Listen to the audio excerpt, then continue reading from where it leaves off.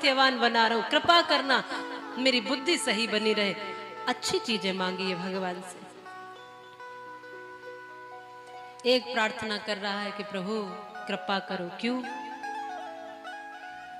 तुम गरीब हो इसलिए, तुम्हारी झोपड़ी है, उस झोपड़ी को महल बना दूं, क्या मांगना है? वो कहते हैं महल वहल नहीं चाहिए प्रभु। तो क्या चाहिए? बोले मैं बहुत दुखी हूं। क्यों? क्योंकि मेरी झोपड़ी के बगल में पड़ोसी ने 3 मंजिल बना लिया है, इसीलिए दुखी। तो क्या चाहते हो? बोले इसका टूट जाना चाहिए। व्यक्ति अपने से दुखी नहीं है, दूसरे के सुख से दुखी है। इसने प्रार्थना करी भगवान से और कहता भगवान मुझे कुछ दे दो। भगवान ने कहा कि ठीक है मांग लो, क्या मांगते हो, लेकिन याद रखो मैं ऐसा तुम्हें वरदान देता हूं कि तुम जो मांगोगे वो तुम्हें तो मिलेगा, लेकिन तुम्हारे पड़ोसी को 2 गुना मिलेगा। अब गरीब था, भोजन तक खाने को नहीं था, तो उस अवस्था में मांग लिया। इसने कुछ नहीं कहा कि बोले ठीक है हमें तो कम से कम मिल रहा है। तो बोले जो भी तुम मांगोगे तुम्हारे पड़ोसी को 2 गुना मिल जाएगा। तब इसने कहा कि भगवान 1 बोरी गेहूं की दे दो। भगवान ने 1 बोरी गेहूं की भेज दी और पड़ोसी के घर 2 बोरी आ गई। फिर इसने कहा कि भगवान मेरे घर सोने का भरा हुआ कलश निकल आए। भगवान ने कहा तथास्तु। पड़ोसी के घर 2 कलश निकल आए। शाम को पड़ोसन बड़ी खुश खुश आ रही है कि हमारे घर तो 2 कलश निकले। अब अपने 1 कलश से इसको सुख नहीं मिला, इसके घर 2 कलश निकल आए, इसका दुख बढ़ा। अब जो ये मांगे 2 पड़ोसी के घर 2-2 चीजें आ जाएं। अब बहुत जल भुन के राख होने लगा। हमने तपस्या की और फल मिल रहा है पड़ोसी को, ये सहन ही नहीं हुआ इससे। इसने कहा अच्छा ऐसी बात है। इसने कहा हे भगवान मेरे घर में एक कुआं खुद जाए। तो पड़ोसी के 2 खुद गए। चाहता था तो अच्छा अच्छा सब कुछ मांग सकता था, लेकिन इसको सहन नहीं हुआ। इसने कहा अच्छा जब बुरा हो सकता है तो मेरा तो 1 ही बार होगा, इसका तो 2-2 बार होगा।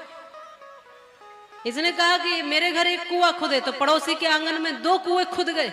इसने कहा मेरी एक आंख फूट जाए, मेरी और मेरी पत्नी की एक आंख फूट जाए, तो दूसरे की दोनों फूट गई। पति पत्नी बेचारे अंधे, और अंधे बेचारे घूम घूम के उसी आंगन में उसी कुएं में दोनों गिर गए।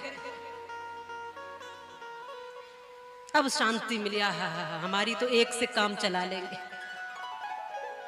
आदमी 1 आंख फोड़ने को तैयार है अपनी, पर पड़ोसी की दोनों फूटनी चाहिए। 1 आंख से जी लेगा, कुटिया में जी लेगा, लेकिन दूसरे को खुश नहीं देखना चाहता। इस प्रवृत्ति को बदलिए, खुश होना सीखिए। अरे दूसरे की तरक्की में खुश होना सीखिए।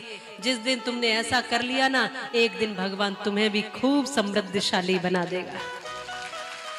करके देखिए एक बार। दूसरे का किसी का भी बेटा जब नौकरी में लगे तो खुद से मिठाई लेके जाओ, अरे बहुत बढ़िया आपका बेटा मेरा बेटा अलग थोड़ी है।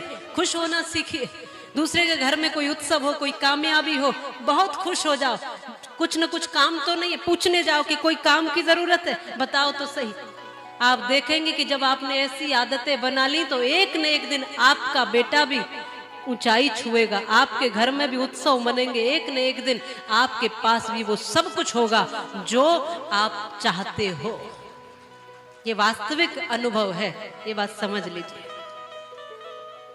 तो दूसरे की खुशी में खुश होना सीखिए और दूसरे के गम में रोना सीखिए, दुख में दुखी होना सीखिए। ये है मनुष्यता। और भगवान से जब कुछ मांगने की बारी आए तो भगवान से भगवान को ही मांगना सीखिए। बारी नहीं आ पाता, इतनी सारी लिस्ट होती है कि हम उसी में उलझे रह जाते हैं। कभी मांगने का मन करे तो बहुत सारी चीजें हैं मांगने के लिए, उन्हीं में रह जाते हैं, भगवान तक आ ही नहीं पाते। फिर बाद में बुढ़ापे में आखिरी समय में सोचते हैं कि हमने तो कुछ पाया ही नहीं, खाली रह गए, क्योंकि जो मांगा था उसका तो अब कोई महत्व रहा नहीं। जवानी में जिन चीजों का जितना महत्व रहता है, बुढ़ापे में उन चीजों का उतना महत्व रहता है क्या? नई नई साड़ियां पहन के आती हो, आहा आज तो ये कलर पहनेंगे आज तो, और बुढ़ापे में कुछ भी पहन लेते है कि नहीं। अरे कोई भी दे दो, सासू माँ कहती बहू कोई भी पुरानी पड़ी हो दे दे, मुझे क्या करना, मुझे कौन सा दिखाना है किसी को। अब तो हमारे पहनने के दिन चले गए, अब तुम्हारे दिन है पहनने। जवानी में जिन गहनों को बार बार देखती हो खुश होती हो, बुढ़ापे में उनकी कोई बहुत ज्यादा कीमत नहीं रहती, नहीं रहती।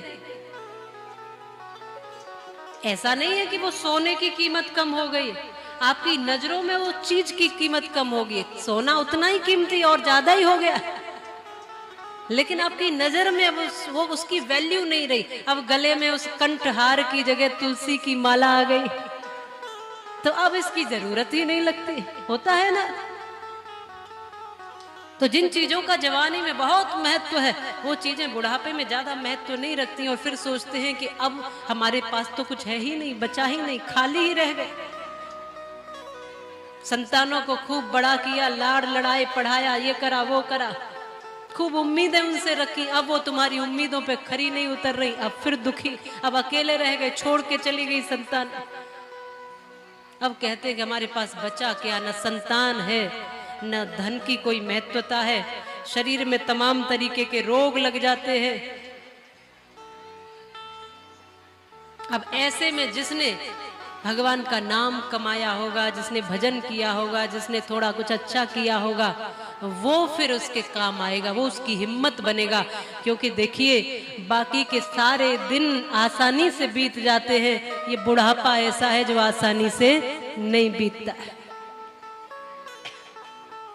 बचपन के दिन खूब निकल जाते हैं, जवानी के दिन भी खूब बढ़िया निकल जाते हैं, और जैसे जैसे बुढ़ापा आता है शरीर में हजार रोग, हजार बीमारियां, कहीं दर्द, बैठ नहीं सकते, ज्यादा देर लेट नहीं पाते, नींद नहीं आती रात को, खाना ठीक से नहीं खाते, खा ले तो पचता नहीं, तमाम चीजें शुरू हो जाती हैं। चलते हैं तो सांस फूलने लगती है, कमर झुक जाती है, आंखें धुंधली हो जाती, कान से कम सुनाई देता है, हाथ कांपने लगते, कहाँ कुछ बचता है। अब ऐसे में जिन्होंने जवानी से ही भजन शुरू कर दिया, भगवान का नाम शुरू कर दिया, दान पुण्य सत्कर्म किए हैं, फिर वही सब चीजें बुढ़ापे में उसकी हिम्मत बनती है, मजबूती बनती है।